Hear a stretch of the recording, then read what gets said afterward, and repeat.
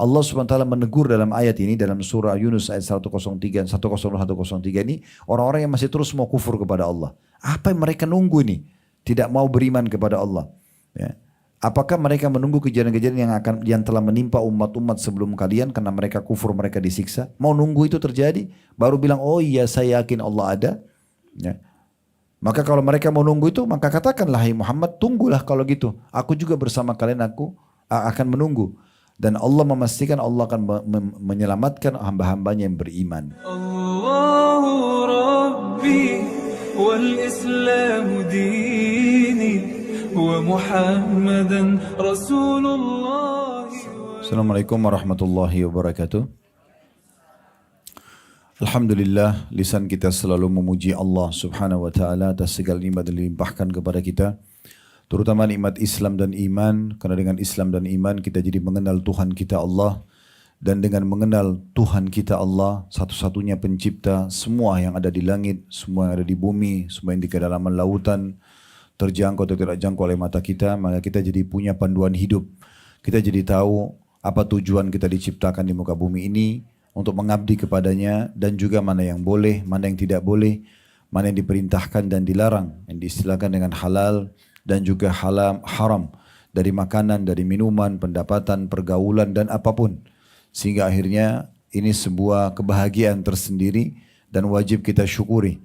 Selain daripada itu juga ada nikmat kesehatan, pasangan hidup, keturunan, makanan, minuman dan segala macam hal di mana Allah Subhanahu wa taala perintahkan kita Bapak Ibu sekalian untuk menikmati dan bersyukur kepada Allah.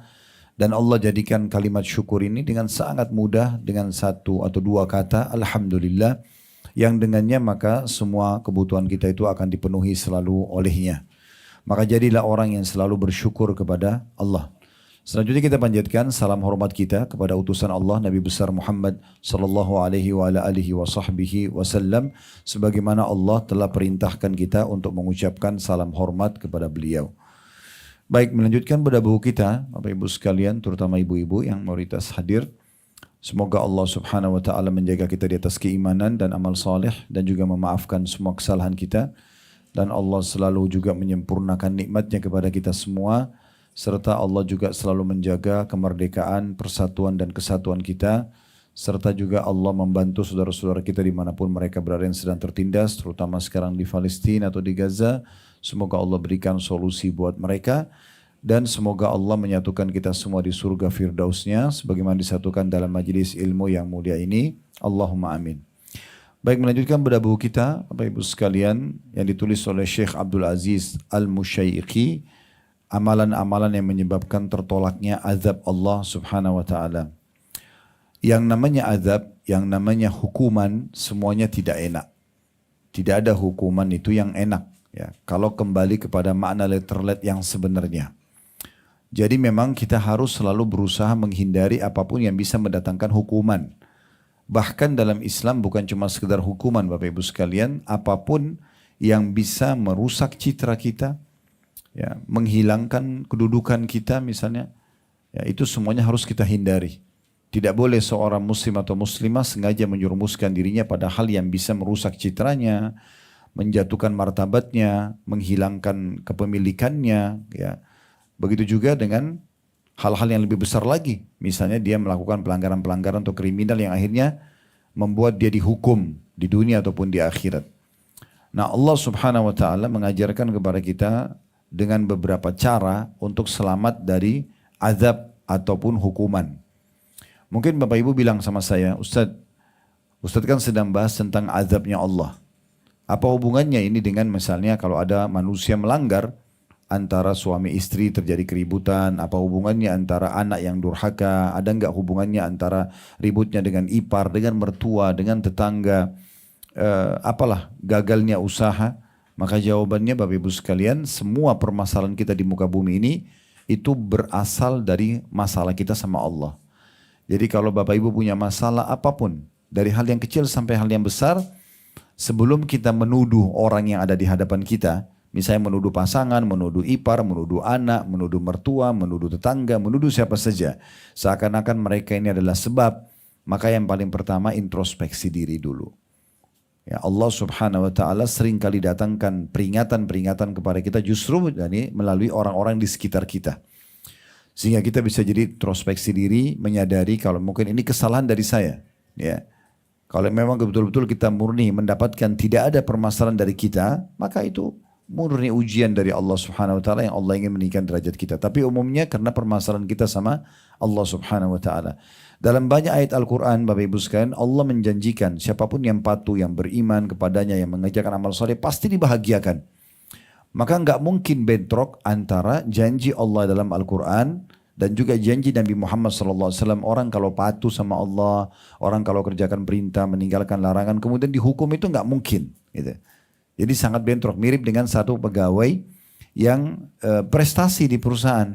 Dia ikuti semua peraturan-peraturan, dia kerjakan pekerjaannya dengan bagus, masa dia kena hukuman? Kan nggak mungkin. Bahkan jadi aneh kalau ada orang yang berprestasi kena hukuman. Nah seperti itu kurang lebih rasionalnya. Jadi kalau kita menganggap diri kita sudah patuh, sudah jalankan perintah-perintah, ikuti peraturan-peraturan Allah, tapi masih ada hukuman, berarti ini ada tanda tanya. Yang harus introspeksi diri kita dulu. Ya. Nggak usah kita muter-muter nyalain orang lain, langsung saja istighfar kepada Allah Subhanahu Wa Taala. Lebih bagus lagi kalau sholat 2 rakaat niat sholat taubat. Lalu bilang sama Allah, ya Allah kalau seandainya perkara ini, ributnya rumah tangga, durhakanya anak, masalah dengan ipar, dengan mertua, dengan tetangga, apa saja usaha yang belum berhasil, ada saja masalah yang terjadi, kalau ini karena dosa hamba maafkanlah. Ya, sehingga diangkat permasalahan tersebut. Itu yang paling baik. Karena Allah SWT sebutkan dalam Al-Quran, la'allahum yaddarra'un. Seringkali kami datangkan ujian-ujian kepada mereka agar mereka segera kembali menyadari tentang kesalahan-kesalahannya.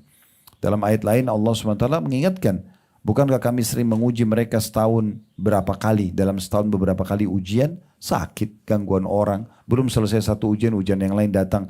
Semua itu agar mereka kembali kepada Allah Subhanahu wa taala. Dan semua ini Bapak Ibu sekalian kembali kepada kasih sayang Allah ya. Jadi Allah ini sangat sayang dengan kita, bahkan mengalahkan sayang seorang ibu kepada anaknya. Pernah Nabi Muhammad SAW, beliau melihat ada seorang ibu di peperangan kehilangan anak kecil. Kemudian ibu tersebut melihat di tawanan perang cukup banyak anak-anak kecil, diangkat, digendong, terus dilihat bukan anaknya ditaruh lagi. Begitu terus sampai ibu ini menemukan anaknya dia. Begitu ditemukan langsung dipeluk, disayangi anak tersebut. Ya seperti bagaimana sih kalau seorang ibu dapat anaknya yang dikira mati, terbunuh di medan perang. Maka Nabi SAW waktu lihat itu mengatakan kepada para sahabat, kalau seandainya kita membakar satu api unggun, kita bakar api unggun, lalu kita minta ibu ini melempar anaknya ke dalam api, apakah ibu itu akan melakukannya? Kata para sahabat, tentu tidak ya Rasulullah. Mana ada ibu mau bakar anaknya, nggak mungkin. Maka kata Nabi SAW, ketahuilah sesungguhnya Tuhan kalian Allah lebih sayang kepada kalian daripada ibu itu kepada anaknya. Allah nggak mau kita celaka. Tetapi Allah datangkan peringatan kalau kita melakukan satu kesalahan supaya jangan nanti hukumannya lebih berat. Dan ini sering saya kasih contoh di pengajian. Sebelum orang dihukum berat Bapak Ibu sekalian sama Allah, pasti akan datang hukuman-hukuman kecil dulu. Peringatan-peringatan kecil. Kayak misalnya orang mau mencuri nih. Dia mau manipulasi data. Nanti ada rasa takut dulu. Kalau tetap dia lakukan, nanti ketahuan. Mungkin cuma 2-3 orang yang tahu. Tetap dia lakukan, maka lebih besar lagi. Nanti akan terekspos di media. Nanti ini dan itu. Nanti akhirnya sampai dia berhenti dari kesalahannya. Karena tujuannya agar jangan sampai nanti dia disiksa lebih berat di kuburan dan nanti di neraka. Jadi Allah berhentikan di sini. Maling aja, itu maaf bahasa saya ini contoh saja. Pencuri, kalau ketangkap, itu pastikan bukan pertama kali dia mencuri. Biasanya sudah berapa kali dia kalau masa mencuri dulu, mungkin waktu masih muda dia mencuri, kemudian dia lolos. Cuma rasa takut tapi dia udah gak apa-apa, tetap dia mencuri. Terus dilihat oleh orang, kerabatnya misalnya, tetap dia mencuri. Dilihat sama temannya tetap dia mencuri. Nah, terus saja begitu, maka tidak ada cara memberhentikan orang ini dari kesalahan supaya tidak datang hukuman lebih berat kecuali ditangkap. Ketangkap, kepergok, dipermalukan. Kan dia berhenti. Nah dengan dia berhenti sebenarnya bentuk kasih sayang Allah kepada dia. Karena kalau dia tidak berhenti, tidak dikena hukuman itu, dia akan ulangin terus kesalahannya. Dan nanti akan lebih berat hukumannya nanti di kuburan dan juga di akhirat. Ya, jadi hukuman itu semua tidak baik dan tidak nyaman. Maka jangan kita menjerumuskan diri kita pada hal-hal yang bisa mendatangkan hukuman tersebut. Udah jadi orang baik-baik saja enak. Nikmati yang halal gitu kan. Semuanya enak-enak saja. Alhamdulillah Allah bolehkan. Kita dibolehkan menjadi orang yang merawat diri kita dengan perawatan yang terbaik. Silahkan menikmati fasilitas rumah, mobil, jabatan terbaik. Silahkan. Yang penting 5 huruf. halal. Udah selesai. Mau harta kita melimpah orang terkaya di dunia pun Islam tidak pernah larang. Tapi ada haknya, ya, jauhi yang haram, dilakukan yang halal. Dan berikan haknya zakat, sedekah, selesai. Semuanya akan dengan baik kok. Nah seperti itu kurang lebih gambarannya. Kita sudah jelaskan Bapak Ibu sekalian di pertemuan yang lalu, amalan pertama ya tentang masalah selamat dari hukuman Allah Subhanahu wa taala, dan sekarang kita akan masuk amalan kedua. Nah, amalan kedua ini masalah iman. Sering dengar iman ya. Ya, ini kami orang beriman. Nah, sekarang kalau lebih dalam saya tanya Bapak Ibu sekalian, apa itu iman? Ada yang pernah lihat wujudnya kah? Seperti apa iman itu? Ya. Iman itu Bapak Ibu sekalian sesuatu yang diikrarkan dengan lisan, direnungi dengan fikiran, dan diyakini dalam hati. Itu iman. Dan diaplikasikan dengan anggota tubuh dari apapun yang Allah Subhanahu wa ta'ala perintahkan dan larang. Nah seperti itu keimanan. Jadi saya ulangi, apapun yang diucapkan dengan lisan. Kita bilang misalnya saya beriman kepada Allah. Ya. Kemudian difikirkan dengan akal kita. Kita mulai memikirkan, ya, merenungi tentang Allah Subhanahu wa taala pencipta langit dan bumi, mentadabburi ayat Al-Qur'an, mempelajari hadis-hadis Nabi SAW, meyakini dalam hati apapun yang Allah janjikan benar, apa yang Allah larang, ya, itu berarti berbahaya, kemudian aplikasikan dengan anggota tubuh. Nah, itu keimanan. Nah, iman ini Bapak Ibu sekalian dia akan bertambah dengan amal soleh. Makin kuat kita beramal soleh, maka makin terasa tebal iman dalam hati itu. Contoh kalau kayak Bapak Ibu lagi umroh ya, walaupun cuma reguler 9 hari, beda nggak kira-kira perasaan sebelum umroh dengan pada saat sudah pulang umroh? Beda. Mana yang lebih terasa imannya, lebih dekat dengan Allah? Pulang kan gitu. Kenapa? Karena kan kita kesana ibadah. Bahkan mungkin tidak ada waktu kita untuk nonton gosip, untuk bahkan televisi pun mungkin di kamar hotel nontonnya orang lagi tawaf kan gitu. Kita keluar semuanya, wanita berhijab. Kita masuk mall, tidak ada musik. Ya, tidak ada sesuatu. Kita pulang sore atau pagi ada pengajian dengan ustadznya atau kiainya kan gitu. Sampai kita pulang. Makanya terasa berbeda. Karena beribadah kepada Allah. Nah kalau makin sering Bapak Ibu ibadah, maka makin terasa iman itu bertambah. Dan iman ini tidak ada batasnya. Makin giat kita beribadah, maka makin tebal dia, makin tebal, makin semangat kita beribadah kepada Allah nantinya. Dan juga kita makin jauh dari perbuatan pelanggaran. Sebaliknya dia akan kendor, dia akan berkurang, bahkan bisa hilang dengan dosa dan kekufuran. Jadi kalau ada orang buka pintu-pintu pelanggaran, maka dia seperti mengikis level imannya. Misalnya imannya 10, dia buat dosa dan jadi 9. Dia buat dosa lagi dan jadi 8. Begitu terus, bisa habis iman itu.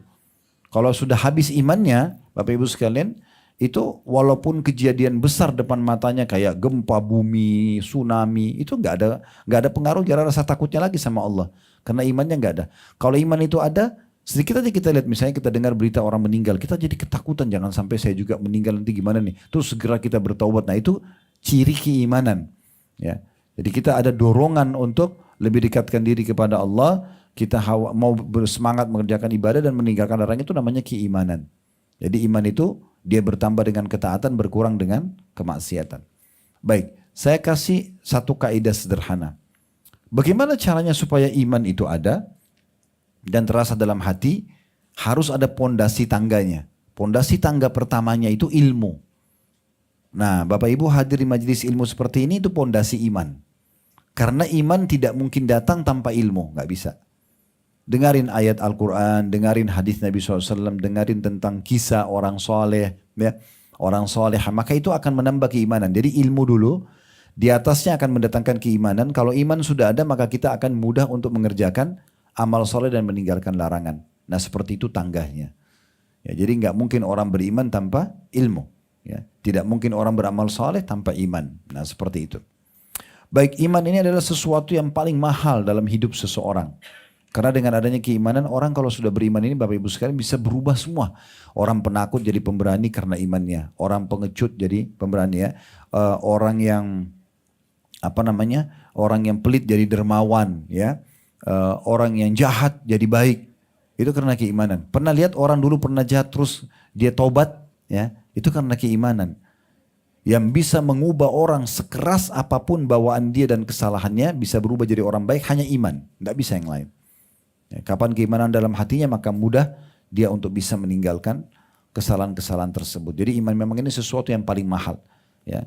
Apa yang membuat sekarang, sudah tidak asing sekarang teman-teman kita di Gaza, apa yang membuat mereka dengan luar biasa legowo bisa menerima rumahnya hancur, keluarganya mati, dia gendong bayinya gitu kan, habis semuanya, tapi masih bisa bilang Alhamdulillah, karena keimanan mereka. Iman itu akan membuat dunia ini jadi kecil Bapak Ibu sekalian. Karena targetnya adalah akhirat, ada yang lebih besar. Iman yang membuat orang kalau mengatakan, oh kalau ada nikmat saya bersyukur. Kita makan, kita minum, kita ada nikmat, Alhamdulillah. Iman akan mengatakan kepada kita, kalau ada ujian kita bersabar. Akan ada balasannya nanti di akhirat. Itu iman semua yang akan mengontrol kita. Walaupun tidak nampak wujudnya, tapi kita bisa rasakan keimanan itu. Nah ini sesuatu yang paling mahal, ya, yang harus kita jaga tentunya. Baik, saya akan bacakan dulu apa yang ditulis oleh penulis di halaman 25. Ya, dari buku kita ini. Tentang faktor penolak siksa Allah yang kedua, yaitu iman. Kata penulis, iman ialah mempercayai janji Allah Ta'ala dan ancamannya yang bersifat gaib. Ini salah satu definisi ringkasnya. Mempercayai janji Allah, kayak misalnya orang yang beriman akan diberikan rezeki, diberikan ini, diberikan itu. Nanti kalau mati dia akan masuk surga gitu kan. Dan juga ancamannya, yakin kalau orang berbuat salah maka akan dihukum. Nah hukuman ini Bapak Ibu sekalian level-levelnya cukup banyak ya. Level yang paling berat dari hukuman Allah itu adalah kita terlalaikan dari ibadah. Jadi bukan dengan mata buta, bukan dengan siksaan fisik, itu masih ringan itu. Kalau yang paling berat itu adalah hilangnya kesempatan dan keinginan untuk ibadah. Itu hukuman yang paling berat. Makanya pernah ada orang datang kepada Hasan Basri rahimahullah, seorang ulama tabi'in. Lalu Hasan Basri, orang itu berkata pada Hasan Basri, wahai imam, imam itu kayak kita kiai, ustadz sekarang ya. Saya kok sekian tahun buat kesalahan, buat dosa, tapi saya belum pernah lihat saya dihukum. Dia fahamnya hukuman fisik. Ya. Saya tidak lihat ada hukuman dari Allah. Bagaimana saya memahami ini? Kata Hasan Basri, kamu keliru. Hukuman Allah justru sudah berjalan sama kamu. Tidak ada orang yang buat kesalahan tidak dihukum. Dia bilang, tapi saya nggak lihat, nggak ada gangguan. Rumah tangga saya yang oke-oke saja, anak-anak saya oke saja, pekerjaan saya jalan semua, nggak ada apa-apa. Maka kata Hasan Basri, baik saya mau tanya, selama ini kamu bisa sholat on time pada waktunya? Dia bilang enggak. Selama ini kamu bisa setiap malam bangun sholat malam? Dia bilang tidak. Selama ini kamu bisa baca beberapa ayat Al-Quran dalam sehari? Dia bilang tidak. Selama ini kamu bisa rutin sedekah gini dan begitu? Dia bilang tidak. Apa saja ibadah yang disebutkan, minimal kalau tidak luput maka tidak on time. Kata Hasan Basri, itu hukuman yang paling berat datang kepadamu. Karena hukuman yang paling berat bagi para pelanggar justru Allah hilangkan keinginan untuk ibadah. Mungkin Bapak Ibu tidak asing lihat ada orang mampu tapi tidak pernah mau ke Mekah. Gak mau pergi haji, gak mau pergi umrah, mampu. Saya tahun lalu bawa jemaah hampir 200 orang. Rata-rata 90% belum pernah haji. Orang mampu. Asal ada yang sudah berumur malah.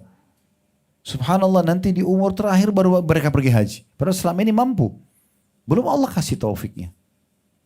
Akhirnya mungkin dengan hati yang bersih Allah keluarkan dia keinginan untuk pergi haji. Dan itu kesempatan yang luar biasa. Karena kata Nabi SAW, siapa yang meninggal sementara dia haji atau dia umroh, dicatatkan baginya pahala haji dan umroh sampai hari kiamat. Jadi kalau misalnya kita lagi berangkat nih, kita bukan berdoa, tapi kalau ajal datang, orang lagi ihram meninggal, maka walaupun dia cuma baru haji pertama, maka dicatat untuk dia pahala haji setiap tahun sampai hari kiamat. Kalau dia meninggal dalam kondisi itu kan berarti Allah pilih kan? Kan nggak mungkin sembarangan orang. Siapa yang meninggal lagi umrah, maka dicatat baginya pahala umrah sampai dia meninggal. Siapa yang pergi berperang, kata Nabi SAW, biar Allah dia meninggal, maka dicatat pahalanya pahala jihad sampai hari kiamat. Nah ini berarti taufik. Jadi kalau Allah menunjukkan kepada kita ada gerakan hati, kayak Bapak Ibu mau hadir di pengajian, dengar azan mau sholat, mau lihat Quran mau baca, itu berarti hal yang luar biasa, menandakan ada keimanan. Itu hal yang sangat mahal yang harus dijaga. Ya, jadi jangan dianggap remeh tentang hal-hal seperti ini. Nah salah satu yang paling mendasar dalam masalah iman adalah mengimani hal-hal yang gaib. Gaib berarti tidak nampak ya. Nah begini cara memahami Bapak Ibu sekalian yang gaib. Tidak semua yang tidak kelihatan dengan mata itu tidak ada. Contohnya, bukankah kita bisa rasakan lapar, haus, ya, kenyang, marah, ngantuk, sedih, senang, kita bisa rasa semua ya. Pernah lihat gak wujudnya? Hah? Kenapa gak ada yang nyaut nih? Ada yang pernah lihat marah itu bagaimana? Oh, ngantuk. Berarti langsung ya. Langsung fakta yang ngantuknya pernah dilihat nggak? Berarti kan ada hal-hal yang tidak nampak dengan mata, tapi terasa kan? Nah itu namanya gaib. Ya, jadi cara beriman kepada gaib itu tidak semua. Kita bukan seperti orang ateis ya. Orang ateis itu mengatakan kalau nggak nampak dengan mata saya nggak mau imani, saya nggak mau yakini. Makanya mereka tidak yakin ada Tuhan. Gitu kan? Mereka tidak yakin ada kehidupan alam barzah, mereka tidak yakin ada surga neraka, mereka tidak yakin itu karena bagi mereka yang tidak nampak dengan mata berarti tidak ada dong. Nah gitu. Kalau kita orang Islam tidak seperti itu. Justru pondasi dasar daripada keimanan itu salah satunya adalah beriman kepada hal-hal yang gaib. Ya. Allah itu gaib, tidak nampak. Kalau ada yang tanya kepada saya, Ustaz, terus kenapa Allah gaibkan dirinya? Ini sempat kita singgung di faktor yang pertama dulu, masalah tauhid. Allah itu memang tidak menampakkan dirinya karena Allah tahu kapasitas kita sebagai manusia, makhluk. Kita nggak bisa lihat Allah, belum mampu. Kita lihat ke matahari aja, 1 menit mungkin mata kita bisa rusak kalau lagi terik-teriknya. Itu baru makhluknya Allah. Mata kita ini ada batasnya. Satu sisi. Sisi yang lain, memang Allah menjadikan melihat wujudnya Allah itu adalah nikmat terbesar di surga Bapak Ibu sekalian. Jadi orang kafir itu tidak akan pernah lihat Allah selamanya. Nggak di dunia, nggak di akhirat. Kalau orang beriman, di dunia nggak lihat tapi di akhirat dia lihat. Coba dengarkan hadis sahih riwayat Bukhari. Kata Nabi Muhammad SAW, kalau semua ahli surga sudah masuk ke dalam surga, dan insya Allah semoga kita termasuk ya. Semua ahli surga sudah masuk ke dalam surga, Bapak Ibu sekalian, tidak ada lagi di neraka kecuali orang yang kekal. Siapa yang kekal itu? Orang kafir, orang munafik, orang musyrik, ini yang kekal. Allah selalu hubungkan ayat Al-Quran tentang mereka dalam neraka, khalidina fiha, kekal di dalamnya, ya. Nah, orang-orang beriman ada 2 golongan, ada yang masuk surga langsung tanpa neraka dulu, ada yang masuk neraka dulu baru masuk surga. Ya, yang masuk neraka dulu ini karena dosanya lebih berat daripada amal solehnya, ya. Jarang sekali taubat, jarang sekali ibadah di dunia, dosanya banyak. Tapi dia masih muslim, dikenal dengan istilah usatul mu'minin. Ini akan masuk neraka dulu. Nah nanti mereka akan keluar setelah dosanya bersih. Tapi Bapak Ibu jangan bilang, oh kalau tetap harus, kalau nanti keluar juga nggak apa-apa deh masuk neraka dulu. Jangan. Karena coba-coba neraka ini berat. Kalau mau tahu beratnya, coba bayangkan kalau kita pegang korek gas kecil, terus dibakar jempol kita. Nah hitungan detik aja, kan sudah perih. Kalau 1 menit mungkin matang butuh operasi, kan gitu. Nah itu, baru itu aja sudah panas. Apalagi kalau neraka yang besarnya seluas langit dan bumi ini dan berat sekali gitu ya, seluruh tubuh kita akan kena api, itu jangan dianggap remeh gitu kan. Nah nanti orang kalau sudah keluar semua dari neraka yang masih disiksa dari orang-orang beriman, sudah bersih dosa mereka sudah dikeluarin, di neraka tinggal orang yang kekal, masuklah mereka ini ke dalam surga bersama dengan orang-orang yang terlebih dahulu masuk. Nah kalau sudah masuk semua, nggak ada lagi di neraka ahli surga, maka Allah Subhanahu Wa Taala masih ada hijabnya, pembatas, akan berfirman kepada para hamba-hambanya di surga, apakah kalian sudah puas dengan apa yang aku berikan? Maka mereka serentak mengatakan, ya Allah kami mau nikmat apa lagi setelah engkau selamatkan kami dari neraka, engkau masukkan kami ke dalam surga. Nanti di istana kita Bapak Ibu sekalian di surga, itu ada 1 pintu di belakang, bagian belakang neraka, di istana kita kalau buka bisa lihat neraka. Sehingga kita setiap saat bersyukur sama Allah, oh alhamdulillah saya nggak di situ, ya gitu lah. Jadi orang selalu selain nikmatin surga, dia nikmatin dayang-dayangnya, istananya, kebun-kebunnya segala macam. Dan itu kepemilikan abadi ya. Kalau di dunia ini rumah kita sementara. Sekarang nama kita kalau kita meninggal, nama ahli waris. Mobil kita namanya sekarang, tapi begitu kita meninggal jadi waris, jadi punya orang semuanya. Gitu kan? Tapi di akhirat nanti sekali kita punya istana itu abadi. Makanya Allah selalu bilang Al-Quran, khalidina fiha, kekal di dalamnya gitu ya. Nah sekarang, pada saat kita masuk dalam surga, Allah mengatakan, apakah kalian minta sesuatu lagi? Dia bilang, ya Allah, mereka bilang semua ahli surga, kami mau apa lagi? Setelah engkau selamatkan kami dari neraka, engkau masukkan kami ke dalam surga. Maka pada saat itu kata Nabi SAW, Allah mengangkat hijabnya. Pertama kali itu. Pertama kali seluruh penghuni surga melihat Allah. Maka di saat itu semua nikmat surga, dayang-dayangnya, istanahnya, baju-baju sutra, gelang-gelang emasnya, apa saja yang digambarkan tentang surga dalam Al-Quran, dalam surah Al-Waqiah, dalam surah Ar-Rahman. Kalau Bapak Ibu nanti mau kembali bisa baca dua surah ini, rinci sekali gitu kan. Semua itu jadi kecil setelah melihat zatnya Allah. Karena semuanya akan mengatakan, ya Allah tidak ada nikmat yang mengalahkan melihat wajahmu yang mulia. Maka Allah pun menampakkan dirinya sebagai nikmat yang paling besar di surga bagi ahli surga setiap pagi dan petang. Jadi Allah itu tidak nampak karena memang Allah jadikan melihat dirinya Allah, zatnya Allah itu nikmat terbesar di surga. Nikmat terbesar di surga. Jadi kalau kita pernah melihat ya, ada sosok orang mungkin. Kalau mungkin ibu-ibu sama ibu lihat satu wanita yang sangat cantik, sempurna. Atau laki-laki sangat tampan misalnya. Itu bagian kecil dari kesempurnaan ciptaan Allah SWT. Mungkin kita pernah lihat rumah atau istana yang sangat mewah, luas, segala macam fasilitasnya luar biasa. Itu cuma miniaturnya surga, kecil sekali. Makanya kata Nabi SAW dalam sebuah hadis yang sahih, perumpamaan dunia kalian dibandingkan akhirat seperti jari telunjuk yang dicelupin ke lautan lalu diangkat.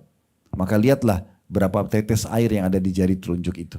Itulah dunia, lautan yang luas ini akhirat. Dalam sebuah hadis yang lain kata Nabi SAW, nanti didatangkan hari kiamat orang yang paling menderita di dunia.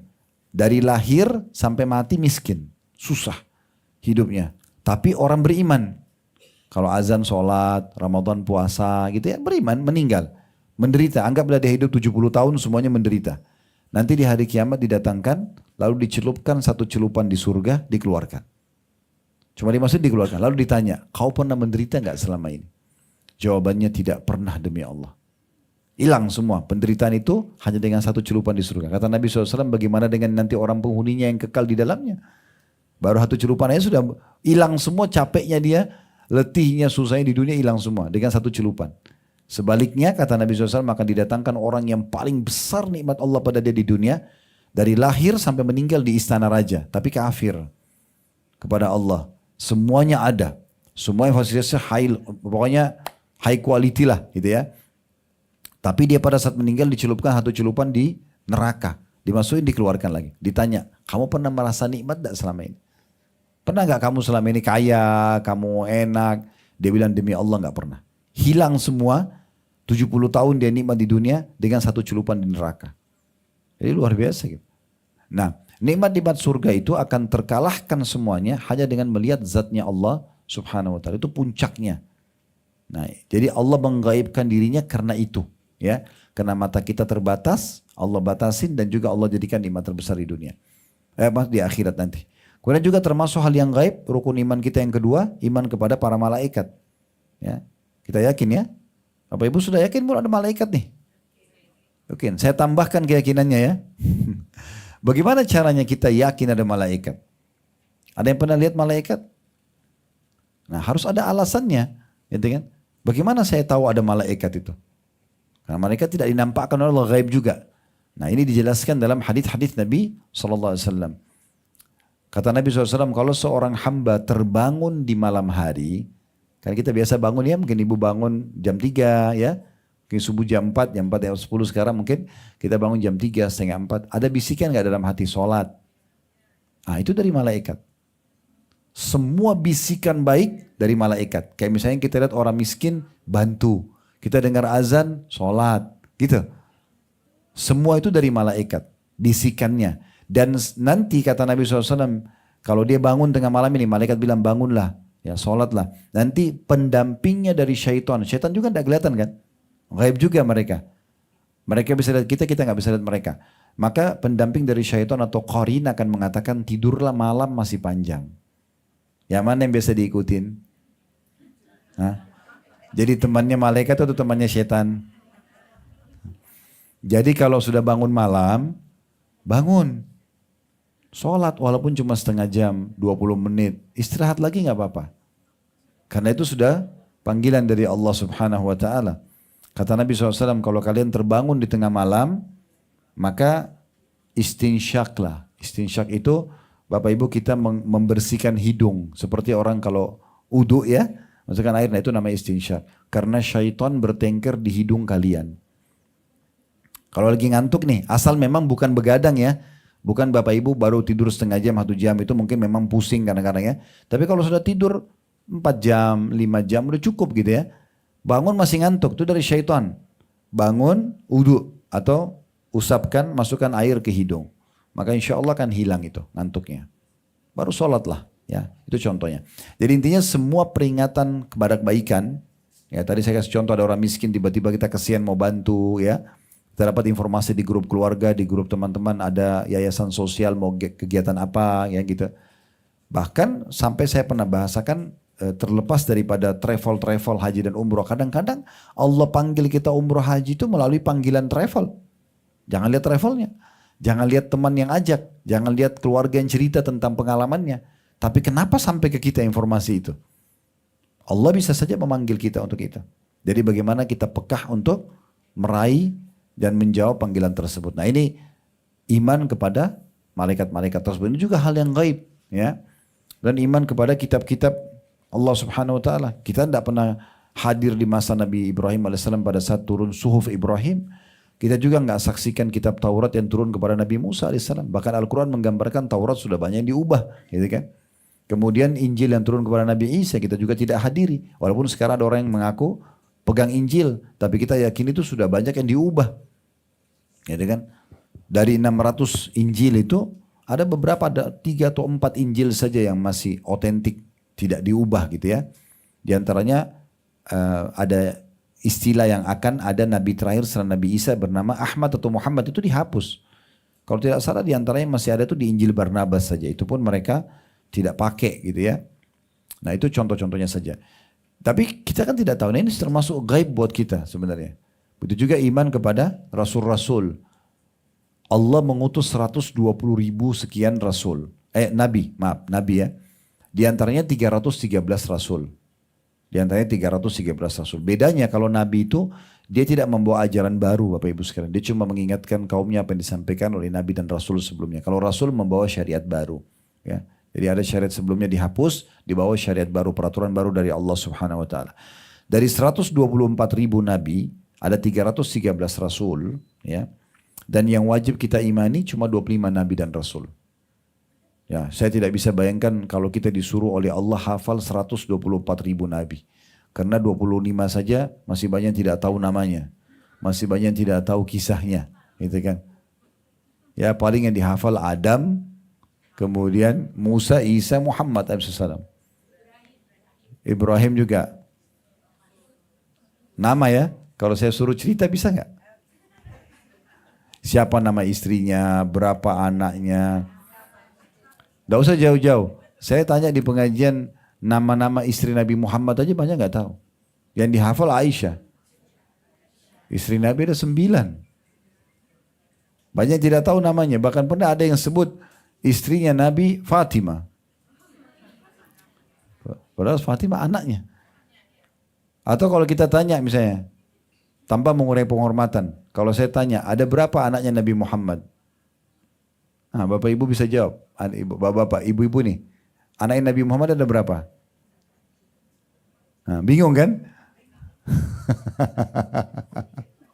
Umurnya udah berapa nih anak Nabi Muhammad gak tahu. Ada 7. Ya, 3 laki-laki dan 4 perempuan. 6 orang meninggal di masa hidup beliau.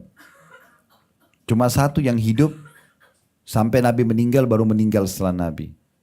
Ya, itu kan contoh saja. Ya nggak tahu kalau kita disuruh hafal 124 ribu Nabi dan Rasul. Allahu a'lam. Ya, ini nama anak Nabi Muhammad yang nggak tahu gitu. Ya, jadi anak laki-lakinya Alaihissalam ada Qasim, Abdullah dan Ibrahim. Semua meninggal masih bayi. 3 anak laki-laki beliau. Kalau Qasim sama Abdullah itu dari Khadijah.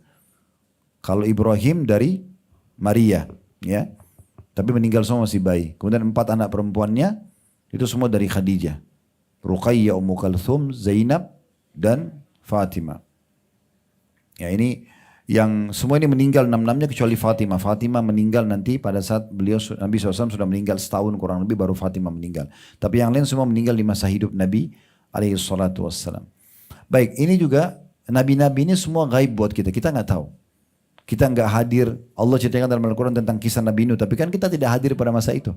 Kita tidak tahu Nabi Nuh itu berdakwah 950 tahun bagaimana kaumnya membangkang seperti apa. Nabi Yusuf waktu dilempar sama saudaranya di sumur. Kita tidak tahu bagaimana kejadian. Cuma diceritakan. Nah ini namanya gaib semuanya. Ya.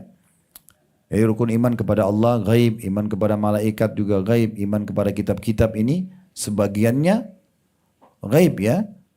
Ya kau tidak hadir pada saat itu. Kemudian Al-Quran pun banyak informasi tentang hal-hal yang gaib.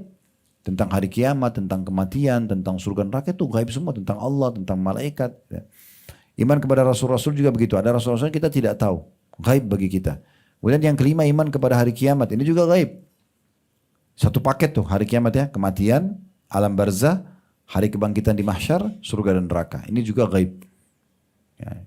Ini yang dimaksud dengan iman kepada gaib. Nah di situ dalil yang pertama diangkat oleh beliau sebagai pondasi dasar keimanan adalah kekuatan iman orang itu bisa dinilai justru makin kuatnya dia yakin dengan hal-hal yang gaib itu. Yang Allah SWT sebutkan ya, sebagaimana Allah ceritakan dalam surah Al-Baqarah ayat 3. Yang bunyinya alladzina yu'minuna bil ghaibi wa yuqimuna as-salata wa mimma razaqnahum yunfikun. Mereka yang beriman kepada yang gaib, melaksanakan sholat dan menginfakkan sebagian rezeki yang kami berikan kepada mereka. Ya. Jadi ini adalah orang-orang yang dianggap orang-orang yang bertakwa kepada Allah, orang-orang yang patuh, yang dapat petunjuk ya seperti ini. Kata penulis ini, sungguh Allah telah menjanjikan kepada para hambanya yang beriman dengan keselamatan dari azabnya ketika azab itu menimpa pada beberapa komunitas. Seperti Allah berfirman misalnya dalam surah Yunus ayat 102 sampai 103. Saya bacakan dulu nanti baru saya jelaskan ya insyaallah. Fahal yantadiruna illa mithla ayyamil ladina khalau min qablihim qul fantadhiru inni ma'akum minal muntadhirin thumma nunajji rusulana walladina amanu kadzalika haqqan alaina nunjil mu'minin. Maka mereka tidak menunggu-nunggu, maksudnya orang-orang yang tidak mau beriman kepada Allah itu, kecuali kejadian-kejadian yang sama dengan kejadian-kejadian yang menimpa orang-orang terdahulu sebelum mereka. Katakanlah, maka tunggulah, aku pun termasuk orang yang menunggu bersama kamu. Kemudian kami selamatkan rasul-rasul kami dan orang-orang yang beriman, demikianlah menjadi kewajiban kami menyelamatkan orang-orang beriman itu. Saya jelaskan dulu ayat ini Bapak Ibu sekalian. Jadi sebelum kita ini sudah banyak ya manusia yang hidup. Mungkin sudah jumlahnya tidak terhitung lagi, jutaan, miliaran jumlah dari Nabi Adam. Mungkin sampai kita itu sudah berapa abad ya. Ya sekian banyak manusia yang hidup tentunya. Nah Allah subhanahu wa ta'ala sudah memberikan gambaran kepada kita. Kalau ada para nabi-nabi dan para pengikutnya. Contoh yang terdekat Nabi Muhammad SAW. Nabi Muhammad dan para sahabat yang beriman. Abu Bakar, Umar, Uthman, Ali, Talha, Zubair dan seterusnya. Mereka di dunia diberikan kekayaan, diberikan kesenangan. Mereka jadi raja, mereka jadi gubernur. Mereka punya harta, punya pasangan, punya keturunan. Punya amal-amal soleh kan. Punya perjuangan dan selalu dikenang kisahnya. Abu Bakar, Umar, Uthman, Ali, Talha, Zubair dan sahabat-sahabat Nabi yang lain. Begitu juga dengan perempuan. Aisyah, Sofia, Ummu Kalthum, Ruqayyah, Fatimah dan seterusnya. Ridwanullah alaihim. Ini semua punya kenang-kenangan yang baik. Sementara orang-orang yang kafir kepada Nabi Muhammad SAW seperti Abu Lahab, Abu Jahal. Hanya dikenang keburukannya. Nah seperti itu tidak akan berubah Bapak Ibu sekalian. Kalau kita mengikuti Rasulullah SAW dan para pengikutnya, kita akan sama dengan mereka. Hidup di dunia kita bahagia, di akhirat kita bahagia. Kalau kita kufur kepada Allah, sama senasib dengan Abu Jahal dan Abu Lahab. Sama. Di dunia paling cuma punya kenangan, habis itu selesai meninggal. Gak ada lagi orang yang tahu mana rumahnya Abu Lahab sekarang di Mekah. Gak ada lagi, walaupun rumahnya dulu besar masa itu ya. Termasuk orang kayanya Mekah, tapi gak ada lagi yang kenang. Selesai. Fir'aun pun yang dulu terkenal raja besar, menguasai setengah dunia, tinggal muminya saja. Gak ada sesuatu yang bisa dikenang. Tapi Nabi Musa AS harum namanya. Ya, begitulah keadaan orang yang beriman dan orang-orang yang kufur, maka tidak akan berubah. Nah ini yang dimaksud di sini.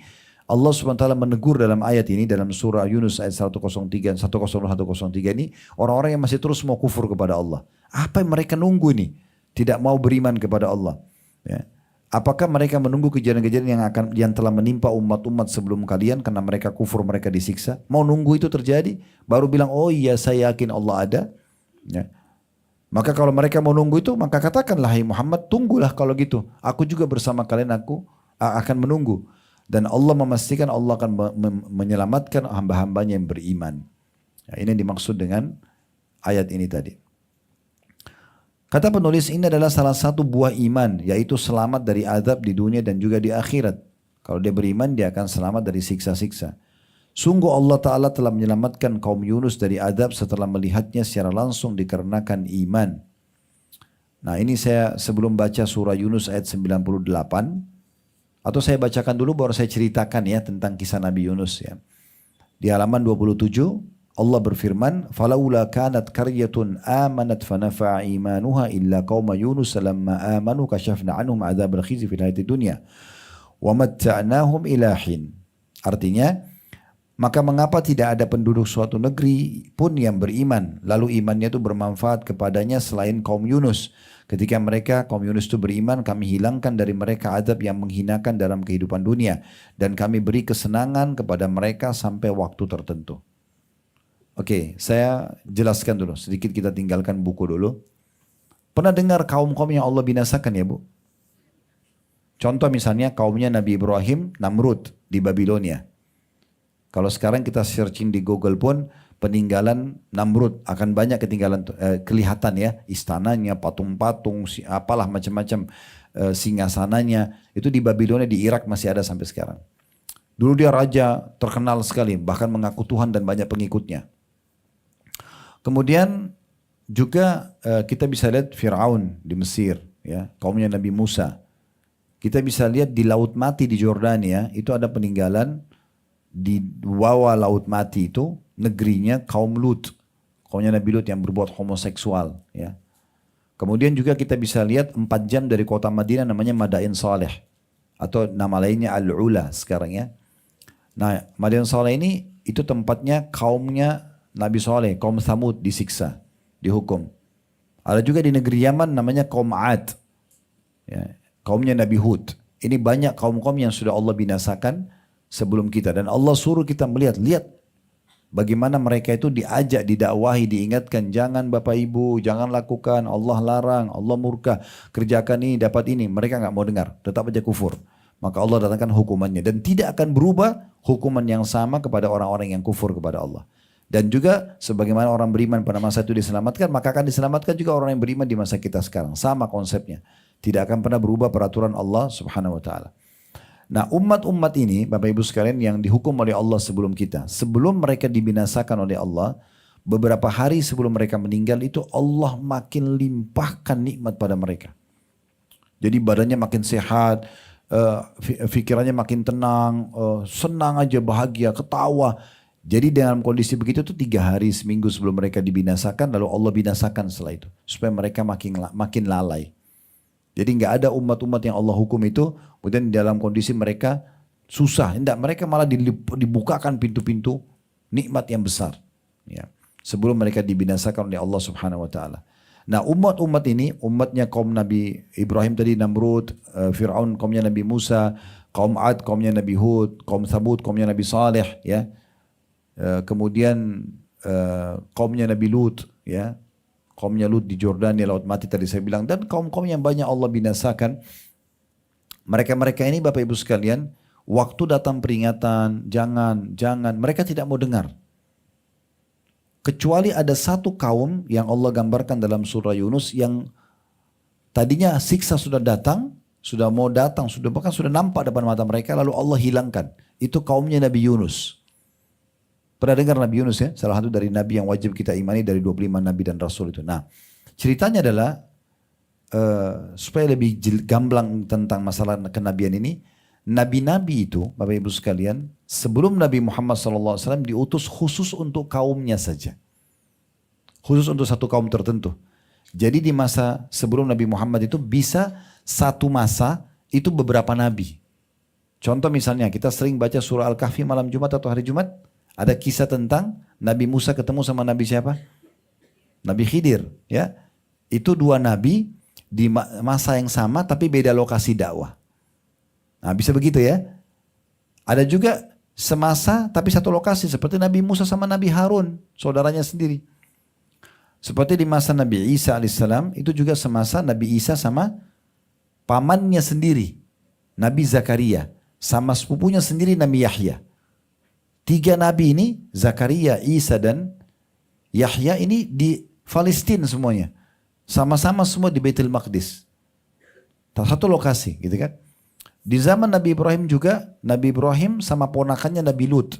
Nabi Lut yang kaumnya buat homoseksual itu ponakan Nabi Ibrahim. Tapi beda lokasi dakwah.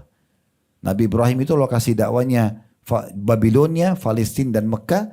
Kalau Nabi Lut itu cuma Jordania. Jordania sama Palestina ini cuma dibatasi sama lembah aja. Sini Nabi, di sini Nabi. Nah gitu. Nah, Nabi Muhammad SAW waktu diutus, Bapak Ibu sekalian, itu untuk seluruh alam semesta. Beda sendiri. Nabi Muhammad SAW itu Allah mengatakan, wa ma arsalnaka ila rahmatan lil alamin. Kami enggak utus engkau Muhammad kecuali untuk seluruh alam semesta. Ya, jadi di masa Nabi Muhammad SAW tidak ada lagi Nabi yang semasa dengan beliau. Dan beliau satu-satunya Nabi yang diutus untuk seluruh alam semesta. Jadi semuanya wajib beriman kepada beliau. Kalau dulu enggak, kalau di sini ada Nabi, ya dia iman sama Nabi itu. Nanti di Nabi sana, ya dia tidak wajib, dia tahu, dia harus yakin ada Nabi di sana, tapi dia tidak harus ikuti ajarannya. Nabi di sini sudah ada. Nah gitu. Tapi kalau di zaman Nabi Muhammad SAW berbeda. Semuanya wajib beriman kepada beliau. Karena satu-satunya Nabi yang diutus untuk alam semesta ini. Nah, Nabi Yunus ini, Bapak Ibu sekalian, adalah salah satu Nabi yang Allah utus ke satu kaum di wilayah namanya Nainawa di Irak. Ada satu kota namanya Nainawa. Itu penduduknya di atas 100.000 orang. Tidak besar, nggak sampai jutaan gitu ya. Pada saat itu Nabi Musa SAW diberitakan Allah untuk berdakwah, dakwahi mereka supaya jangan mereka sembah berhala. Tapi rupanya karena Nabi Yunus datang dari luar wilayah Nainawa, mendakwahi mereka, mereka nggak mau dengar. Salah satu peraturan dan akad antara para nabi-nabi dengan Allah Subhanahu Wa Taala, para nabi-nabi ini nggak boleh tinggalin lokasi dakwah, Bapak Ibu sekalian, kecuali Allah sudah izinkan. Tentu balasannya nanti mereka lebih besar pahalanya, lebih tinggi derajat di surga ya. Tapi Nabi Yunus ini rupanya melanggar itu. Beliau alaihissalam, bukan berarti beliau buruk ya, tidak. Beliau dakwahi penduduk Nainawa, jangan sembah berhala, jangan sembah api, ada Tuhan kalian Allah. Tidak, saya tidak mau dengar. Lalu Nabi Yunus berdoa sama Allah, ya Allah tolong berikan saya lokasi dakwah yang lain. Saya nggak mau dakwah di sini, karena ini nggak mau nerima dakwah saya gitu. Tapi Allah belum turunkan wahyunya. Nah, harusnya akad antara nabi-nabi ini sama Allah, mereka tidak boleh tinggalkan lokasi dakwah sampai Allah izinkan, walaupun mereka dibunuh. Salah satu nabi yang dibunuh, tentu banyak nabi dibunuh sama kaumnya, terutama dari Bani Israel. Orang-orang Yahudi itu banyak bunuh nabi mereka. Di antaranya mereka bunuh Nabi Yahya, sepupunya Nabi Isa. Mereka bunuh Nabi Yahya.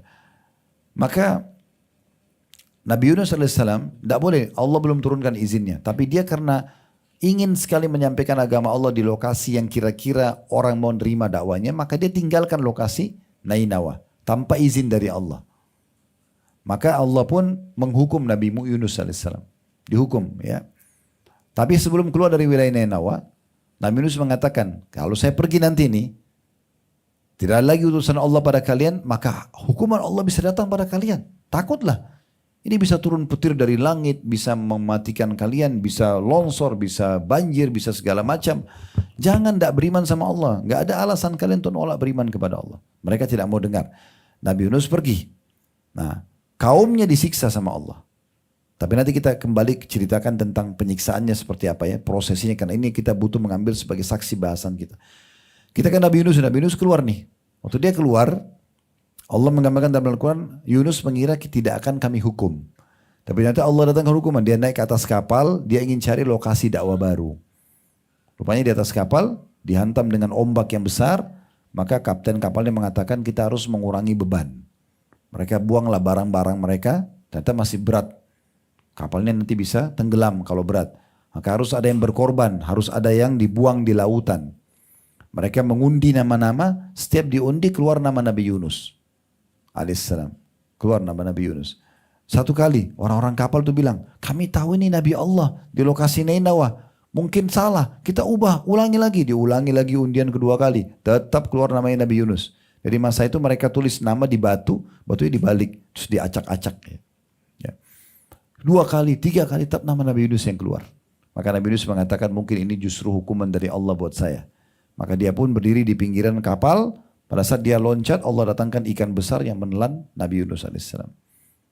Kisah panjang tentunya, tapi yang jelas Nabi Yunus alaihissalam merasa bersalah di perut ikan. Kemudian dia selalu mengucapkan, La ilaha illa anta, subhanaka inni kuntu minadh dhalimin. Ini doa Yunus alaihissalam yang masyhur. Karena dia ulang-ulangi terus itu, ya Allah tidak ada Tuhan yang berhak disembah kecuali aku, termasuk orang-orang zalim. Maksudnya aku yakin engkau Tuhanku dan aku akui kesalahanku, ya Allah maafkanlah. Nah, seperti itu maknanya kurang lebih ya, makna globalnya. Maka Allah keluarkan dia dari mulut ikan, dimuntahkan. Setelah beberapa hari di perut ikan tersebut dimuntahkan. Lalu cerita panjang, Allah SWT berikan kepada dia pakaian dari daun-daun pohon yang dia ambil. Kemudian Allah pertemukan dia dengan seekor sapi tanpa pemilik yang banyak air susunya lalu dia minum. Allah pertemukan dia dengan pohon yaktin, pohon labu. Kemudian dia konsumsi labu ya, sehingga menambah staminanya. Dan ini pada saat corona kemarin ada materi khusus saya buat live waktu itu. Corona dan solusinya itu diantaranya konsumsi labu. Labu itu bagus sekali buat stamina gitu. Ya, Nabi Yunus SAW waktu dikeluarkan dari mulut ikan itu, Allah berikan dia labu ya, selain susu ya. Baik, intinya waktu itu Bapak Ibu sekalian, Nabi Yunus dikeluarkan dan akan kembali lagi ke kaumnya di Nainawa. Nah, ini tadi kejadian Nabi Yunus. Sekarang kita kembali ke kasusnya kaum Yunus di Nainawa. Waktu Nabi Yunus keluar menuju ke kapal tadi yang sebelum ditelan sama ikan, di sini Allah turunkan siksaannya. Allah datangkan, langit mulai gelap, hujan mulai turun, kemudian dari bumi sudah mulai meluap air. Kaumnya Nabi Yunus ini mulai gelisah. Ini apa ini? Mereka nggak bisa buat apa-apa, ya kan? Kalau sudah keluar banjir, udah langit gelap, guntur sana sini, petir, kan itu sudah orang pasti takut semua. Manusia kan pasti takut. Alami kalau kita bisa bayangkan kejadian itu luar biasa gitu kan. Orang semua sudah ketakutan, sudah mulai hiruk-pikuk, orang sudah mau melarikan diri. Nah, raja mereka waktu itu sadar dan ingat perkataan Nabi Yunus AS. Nabi Yunus mengatakan, kalau saya keluar dari sini nanti, gak ada lagi Nabi Allah di tengah-tengah kalian. Dan kalian tidak mau beriman sama Allah, azab Allah datang loh. Maka dia bilang sama kaum yang lagi hiruk-pikuk, lagi lari sana sini, air lagi meluap dari bawah, air turun dari langit. Berhenti kalian semua. Maka mereka semua berhenti. Pada saat mereka berhenti, dengarkan saya kata rajanya. Sepertinya ini yang diancamkan oleh Nabi Allah Yunus kepada kita. Maka sekarang kita lebih baik menyatakan diri kita beriman kepada Tuhannya Yunus Allah itu. Semua kita sujud. Maka semuanya satu negeri itu sujud kepada Allah. Ya, ratusan ribu itu semuanya sujud kepada Allah dan menyatakan iman kepada Allah. Uniknya pada saat itu tiba-tiba air semuanya masuk kembali ke bumi, langit jadi terang. Karena mereka beriman. Nah, kalau kejadian seperti ini terjadi pada umat-umat yang lain, kayak Fir'aun waktu mau tenggelam itu, kan di depan mata dia lihat Nabi Musa pukul tongkatnya ke Laut Merah, terbelah lautan. Harusnya kan dia lihat itu kaget kan, dan harusnya beriman udah. Kalau dia beriman pada saat itu aman, tapi dia tidak beriman. Begitu juga dengan kaum-kaum yang lainnya. Tetap kufur kepada Allah, Allah binasakan. Nah, kalau ada orang datang kepadanya hukuman Allah lalu segera dia taubat, maka dia akan aman sebenarnya. Kayak misalnya ada orang yang sudah makin macam-macam cacian orang, makin macam-macam ujian datang kepada dia, itu sebenarnya hukuman Allah lagi turun, segera taubat. Udah segera taubat, selesai urusannya sebenarnya. Karena kuncinya dia sedang ada masalah yang mendatangkan permasalahan itu dalam hidup dia. Makanya sebagian salafus saleh mengatakan, aku mengetahui aku punya dosa pada saat aku berubah, melihat perubahan sikap pasanganku, tungganganku, dan juga tikus di rumahku. Jadi mereka peka sekali.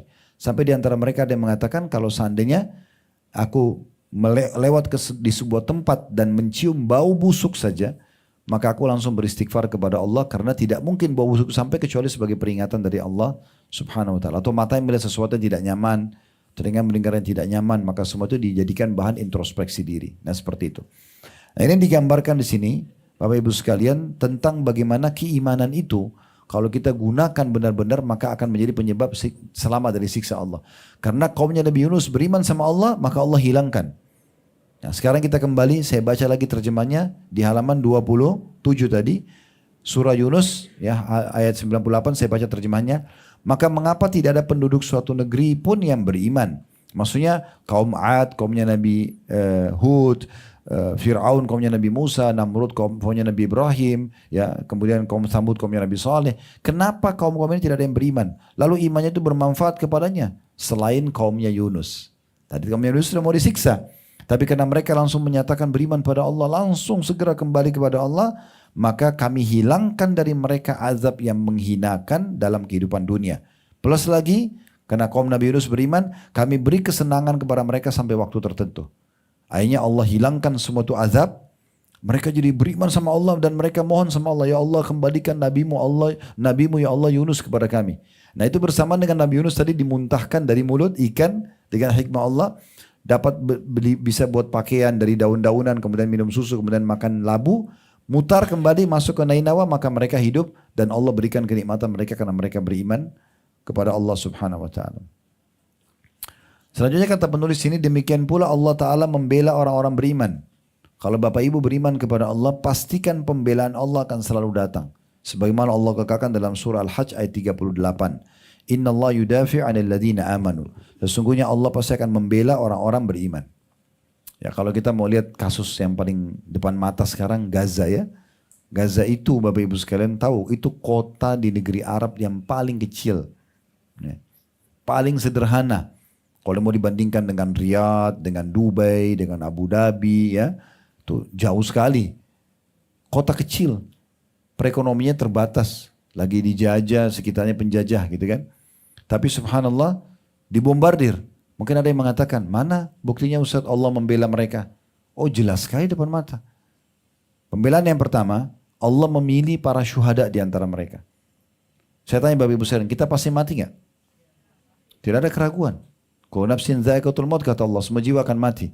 Tapi mati terbaik dalam Islam mati syahid dan Allah pilih mereka. Hanya dengan kena peluru, hanya karena kena bangunan mati. Dan kata Nabi SAW, orang yang terbunuh oleh musuh mati syahid. Orang yang kena runtuhan mati syahid. Gitu kan? Mereka mati syahid, masuk surga. Ya, insya Allah itu dipilih oleh Allah SWT. Dan mungkin sekarang orang-orang Yahudi dan Israel menganggap diri mereka menang. Padahal sebenarnya tidak. Terbukti ya mereka disorotin satu dunia sekarang. Disorotin ekonomi, disorotin kejahatan mereka. Oh, yang orang kenal sekarang Israel buruknya. Gitu kan? Tapi Palestina, hampir seluruh dunia sekarang bendera Palestina dikibarkan. Hampir semua di negeri itu dibela. Kayak kita di Indonesia juga dibela. Walaupun ada juga yang tidak mau bela, itu urusan mereka. Tapi mayoritasnya kan membela. Jadi sebenarnya kemenangan ada di pihak mana nih? Jelas-jelas di pihak Palestina. Sekarang namanya harum. Orang jadi kenal itu Gaza. Orang jadi kutuk perbuatan Israel dan seterusnya, gitu kan? Itu terjadi, itu fakta lapangan. Jadi Allah sebenarnya membela orang-orang beriman dengan caranya Allah ya. Dan kalau Allah menggunakan caranya itu indah sekali. Bapak Ibu nggak usah habisin energi untuk pakai cara kita, nggak usah. Serahkan kepada Allah, maka Allah punya cara yang sangat indah. Allah mengatakan innahum yakiduna kaida wa akidu kaida. Mereka mengatur tipu daya, aku juga mengatur tipu daya kata Allah. Wa makaru wa makarallahu wa khairul makirin. Mereka mengatur tipu daya dengan sebenar-benarnya, maka aku pun mengatur tipu daya dengan sebenar-benarnya. Dan aku sebaik-baik pengatur tipu daya, kata Allah. Gak bisa. Kita mau berputar-putar, nih contoh Bapak Ibu sekalian, kita mau jahatin satu orang nih. Mungkin bagi kita berhasil. Nipu dia kah, kita celakakan dia. Terus kita pikir kita selamat. Gak usah bicara manusia. Kucing aja, ini kucing lewat. Bapak Ibu sengaja tendang nih. Ngeong, lari. Kan gitu. Oh dia kan gak bisa lawan saya. Satu waktu Bapak Ibu lagi jalan pakai sepatu bagus, jalannya aspal lurus tapi keseleo. Jatuh. Hukuman tendang kucing kemarin. Gampang sekali kalau Allah mau datangkan. Satu urat saraf kita Allah pelintir encok. Gak bisa bergerak. Hah? Ini di Indonesia kadang-kadang ada keliru nih kita. Ada hukuman Allah datang karena mungkin selama ini tidak bersyukur sama Allah, tidur. Lalu bangun lehernya gak bisa balik. Yang disalahin apa? Apa salahnya bantal? Memang bantal bisa ngomong? Hah? Salah bantal. Bantal salah apa? Nggak ada. Allah lagi mau pelintir. Nih, selama ini saya pinjamin kamu urat saraf, leher sehat. Pernah syukur gak sih? Biarin 2 hari gak bisa berbalik. Gitu kan. Contoh saja. Dan seterusnya. Terlalu banyak peringatan-peringatan dari Allah SWT. Jadi gampang sekali kalau hukuman Allah itu mau datang. Ya. Insya Allah kalau kita beriman kepada Allah, maka pertolongan akan datang. Dengan cara Allah Subhanahu Wa Ta'ala. Itu surah Al-Hajj ayat 38. Selanjutnya kata penulis, Allah SWT menjamin akan membela orang-orang mukmin secara khusus. Di samping memberikan pertolongan dan juga dukungan. Kalau pernah dengar tentang perang Nabi SAW dengan orang-orang Quraisy di Badr. Badr itu 173 kilo, sekitar 175 kilo kurang lebih. Antara 170 sampai 180 km dari kota Madinah. Waktu itu pasukan Islam cuma 314 orang Bapak Ibu sekalian. Melawan, dan itu yang keluar itu hanya mau menahan kafilah dagang Quraisy yang dijaga dengan 40 orang pengawal. Jadi mereka keluar dengan biasa aja. Cuma bawa pedang satu, Ya, jalan, ada yang jalan kaki, ada yang naik kuda. Tapi dengan hikmah Allah terjadi peperangan, Quraisy punya 1.000 orang pasukan, semuanya kesatria, menunggangi kuda dari kota Mekah keluar. Tapi 314 mengalahkan 1.000 orang itu. Jadi kemenangan yang luar biasa. Perang Ahzab, perang Khandak, ya pernah dengar perang Khandak, itu yang kepung Madinah 10.000 pasukan. Kekuatan umat Islam cuma 1.000 saja waktu itu. Allah hilangkan mereka, Allah kalahkan mereka dengan mereka tidak bisa lewatin parit. Dan Allah datangkan angin ribut yang membongkar semua pasukan mereka. Makanya Allah bilang kalau kita baca zikir kalau Idul Adha, Idul Fitri kan. Wahazamal ahzaba wahda. Dan yang mengalahkan pasukan ahzab atau kelompok-kelompok itu sendirian. Itu Allah subhanahu wa ta'ala. Jadi memang Allah datangkan kemenangan yang luar biasa. Ya, selama kita berada di atas jalan Allah, tidak usah khawatir. Allah itu selalu bersama kita. Waktu Nabi Muhammad SAW mau meninggalkan Mekah dan Abu Sufyan waktu itu belum beriman, dia mengatakan siapa yang bisa mendatangkan kepala Muhammad hidup atau mati, maka dapat 100 ekor unta. Ya, kalau kita mungkin 100 alfat sekarang, gitu kan? Dapat nih, berarti datangkan. Maka Nabi Muhammad SAW, jadi harusnya kalau secara petah ya Bapak Ibu sekalian, jadi kalau maaf ini saya kasih contoh saja. Kalau misalnya handphone ini adalah Jazirah Arab, maka Madinah itu ada di atas, lebih ke utara, lebih ke atas. Atas ini negeri Syam, Palestina. Mekah di bawah, lebih ke selatan. Selatan ini Yaman, di bawahnya lagi Indonesia gitu ya. Nah jadi kalau orang mau dari Mekah hijrah ke Madinah, dia harus naik ke atas. Dia ke atas ke utara. Tapi Nabi Muhammad SAW ubah jalurnya waktu itu. Perintah Allah SWT. Beliau turun ke bawah. Pernah dengar Jabal Thur, ya, Gunung Thur, ya, itu berada di selatan Mekah. Nabi SAW tadinya harusnya ke utara, ke Madinah, tapi supaya tidak dikejar sama Quraisy, apalagi dibagi-bagi hadiah 100 ekor unta yang dapat Nabi hidup atau mati, maka Nabi turun ke bawah ke Jabal Thur. Nah beliau sembunyi di situ. Cerita masyhur dalam gua, kemudian ada sarang laba-laba yang menutupinya, gitu kan. Kemudian datanglah orang-orang Quraisy, mereka sempat membayar. Di masa itu ada orang ahli membaca jejak kaki. Ya, itu luar biasa itu. Jadi mereka itu punya ilmu, pengetahuan. Kalau dia lihat jejak kaki unta atau jejak kaki kambing, kuda atau jejak manusia, dia pegang, dia bisa tahu, oh ini baru 1 hari yang lalu lewat. Ini baru sekian beberapa saat lewat. Bahkan di masa itu, kalau ada perempuan injak pijak kaki di satu padang pasir, terus mereka cek, orang-orang cek bisa tahu ini perawan atau enggak.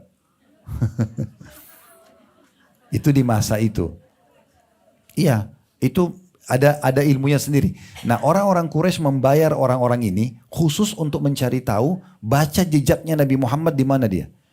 Dan orang-orang ini berhasil, Bapak Ibu sekalian bayangkan, mereka berhasil padahal waktu itu Nabi pakai strategi. Strateginya apa? Nabi sama Abu Bakar naik unta, menuju ke selatan Jazirah Arab, ke gua Jabal Thur itu. Kemudian Abu Bakar itu punya satu pegawai khusus untuk ngembalain domba. Itu sengaja domba-domba itu, jadi Nabi jalan untanya sama Abu Bakar menuju gua Thur. Orang ini pegawai ini bawa kambing untuk injak-injakin juga bekas kaki unta. Jadi nggak bisa kebaca gitu. Tapi subhanallah orang-orang yang dibayar sama Quraisy ini bisa tahu. Kalau ada di sini sampai mereka tiba di gua Jabal Thur itu. Karena mereka bisa baca jejak kaki itu. Nah waktu itu posisi gua Thur itu ada cekungan di dalam, Nabi lagi masuk ke dalam situ bersama dengan Abu Bakar. Jadi orang Quraisy itu sudah sampai di atas batu yang kalau dia lihat ke bawah dia lihat Nabi Muhammad di bawah kaki mereka. Maka kata Abu Bakar dalam riwayat yang sahih, ya Rasulullah, kalau seseorang di antara mereka nengok ke kakinya aja, kita kelihatan. Maka kata Nabi SAW dengan penuh keyakinan, wahai Abu Bakar, bagaimana pendapatmu kalau 2 orang, kamu sama saya, yang ketiganya Allah? Gak usah khawatir, mereka gak akan bisa lihat kita. Betul tidak kelihatan. Mereka pergi, gitu kan? Mereka pergi, mereka tidak dapat Nabi SAW. Makanya Allah SWT mengekalkan dalam Al-Quran tentang masalah itu. Itu contohnya. Jadi Allah SWT itu bersama dengan orang-orang beriman, menolong orang-orang beriman dengan caranya. Dengan caranya. Ya. Kalau ada orang, ini maaf contoh saja, berumah tangga. Kemudian dia melakukan perselingkuhan, segala macam. Dia hebat, menurut dia hebat, dia bisa sembunyikan. Kebongkar gak? Kebongkar. Tidak ada Bapak Ibu sekalian rahasia di dunia ini bisa tertutup, gak ada. Mimpi itu. Kalau itu baik, Allah bongkar untuk jadi pelajaran. Kalau itu buruk, Allah bongkar untuk memberhentikan dia dari kesalahannya. Jadi kalau orang pikir, oh saya hebat bisa rahasia, enggak. Omong kosong itu. Allah bisa punya cara membongkar. Nanti terakhir dia cuma bilang, kok bisa ya? Bisa. Allah maha melihat, Allah maha mengetahui. Nah gitu. Jadi jangan bermain-main dengan zona yang ada Allah ini, nggak mungkin. Dan memang tidak mungkin kita luput dari Allah SWT. Seperti itulah.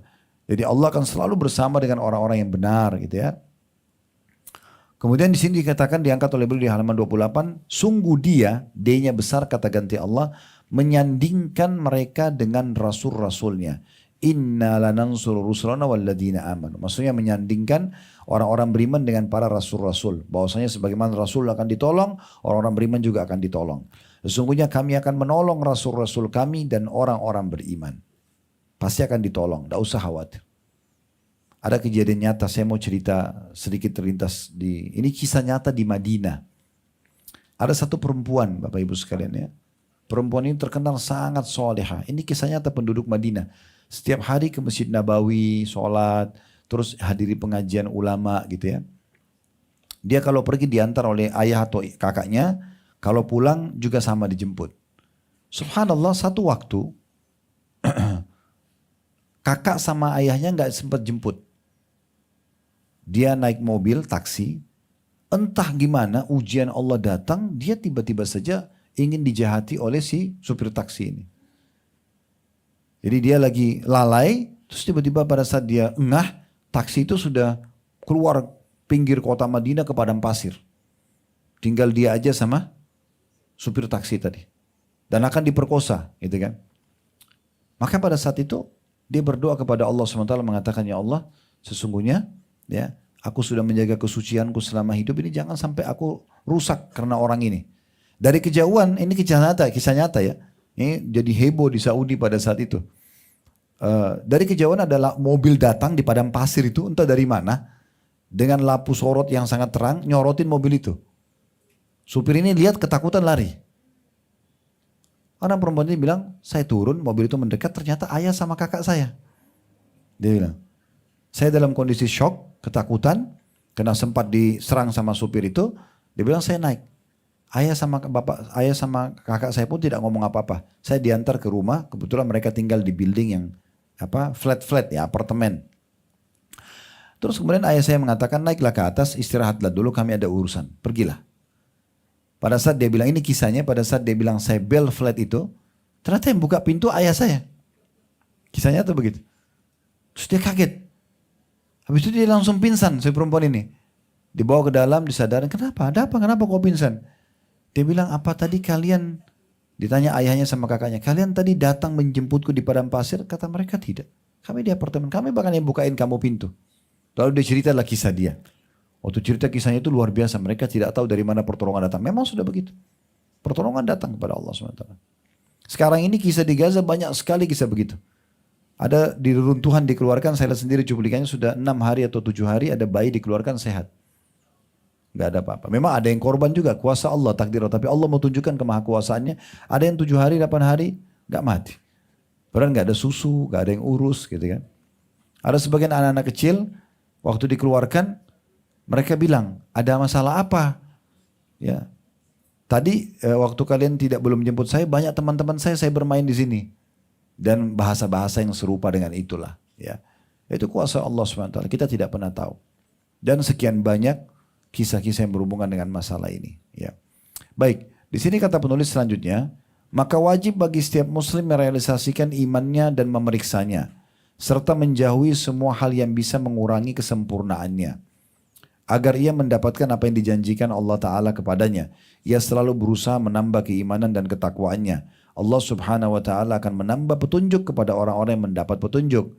Karena Allah menjadikan akibat yang baik bagi orang-orang yang bertakwa, yaitu orang-orang mukmin yang khusus. Sebagaimana Allah katakan, wal akibatul lil muttaqin, dan akibat yang baik itu akan bagi orang-orang yang bertakwa. Dalam surah Al-A'raf ayat 128. Maksudnya akibat itu ujung-ujungnya nanti orang beriman yang akan menang. Nah gitu.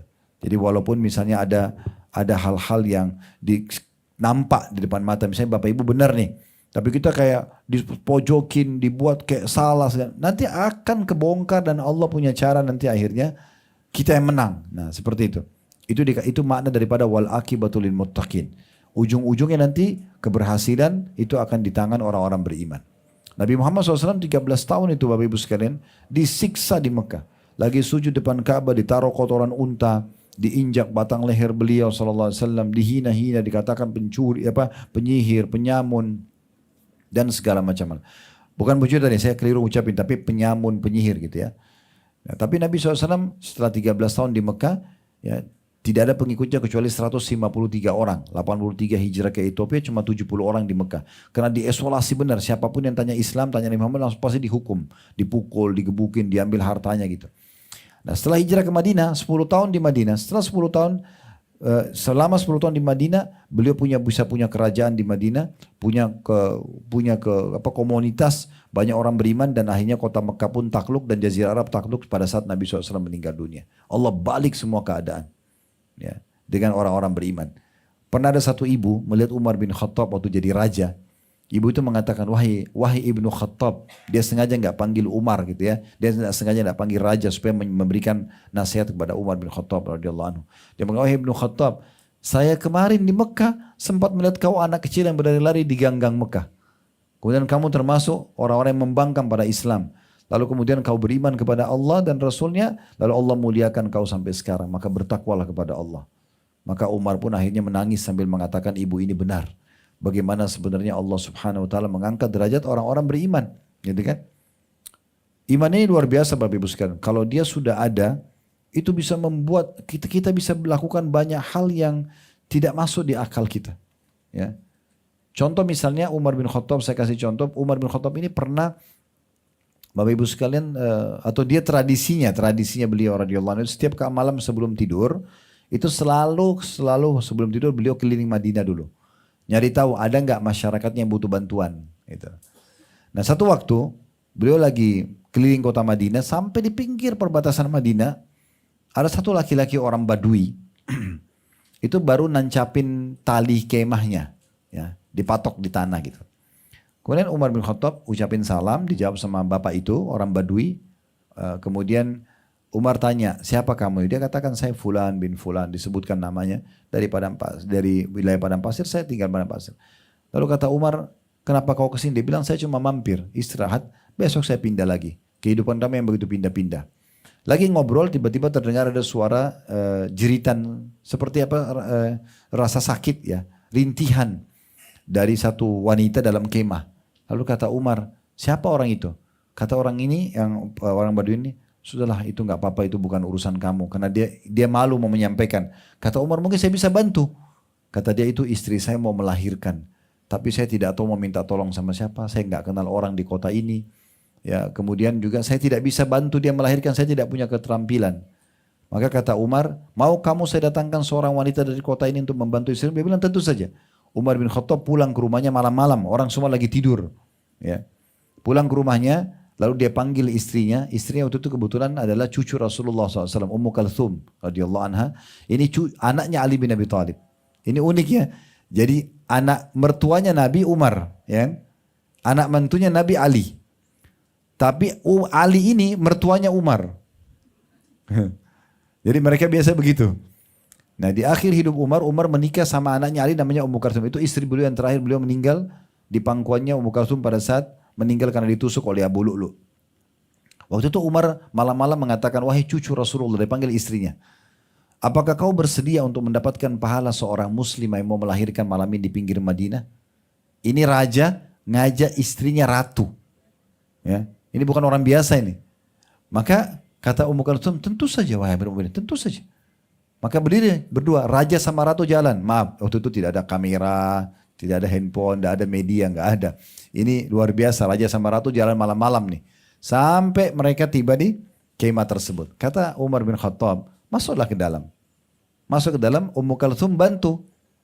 Nah, pada saat dengar suara bayi melahirkan si perempuan tadi, Ummu Kalthum tidak sengaja bilang, wahai Amir Mukminin, ini julukan untuk raja, wahai pemimpin orang beriman. Sungguh sampaikan kepada temanmu kalau istrinya sudah melahirkan. Begitu mendengar kata-kata Amir Mukminin, si orang Badui ini tiba-tiba dari duduk di sebelah Umar langsung takut gitu kan. Apakah anda Umar bin Khattab Amir Mukminin? Dia bilang iya. Kata Umar, jangan kamu takut, tidak usah kamu khawatir. Ya ini sudah kewajiban saya. Dan besok kamu setelah istirahat datang, saya akan berikan kamu untuk mencukupi kehidupanmu. Kalau kira-kira bukan karena keimanan, Umar bin Khattab mau lakukan ini. Tengah malam, bantu orang, urusannya apa? Atau paling tidak gini, kan bisa dia panggil stafnya, ya kan? Dia ketuk kamarnya satu pegawainya, sekarang gerakin, ayo urus sana ya, saya mau istirahat. Kan bisa saya begitu. Tapi mereka mau melakukannya itu semua karena keimanan. Dan ini banyak contohnya Bapak Ibu sekalian. Kita kalau mau bicara tentang masalah contoh keimanan luar biasa. Membuat kita mau melakukan banyak hal yang mungkin tidak mungkin kita kerjakan kalau bukan karena keimanan itu. Ya, karena iman ini akan mendorong kita selalu mau mengejar apa yang Allah janjikan dari yang terbaik tentunya. Yang terakhir di halaman 29 kata penulis, yakni akibat yang baik itu bagi orang-orang yang bertakwa, maksudnya pasti ujungnya orang yang bertakwa yang akan diberikan kemenangan oleh Allah. Demikian pula dia-nya besar kata ganti Allah menjadikan mereka akan mewarisi bumi. Maksudnya akan jadi memimpin bumi nanti sampai menjelang hari kiamat. Yang akan menjadi pemimpin adalah orang-orang yang beriman, kelaknya nanti penutupannya gitu kan. Lewat firman-Nya, innal arda lillahi yurithu man yasha'u min ibadi wal aqibatu lil muttaqin. Sesungguhnya bumi ini milik Allah, diwariskannya kepada siapa saja yang Dia kehendaki di antara hamba-hambanya, dan kesudahan yang baik adalah bagi orang-orang yang bertakwa. Al-A'raf 128 dari tadi ini lengkapnya ayat yang dari potongan ayat tadi yang baru kita jelaskan.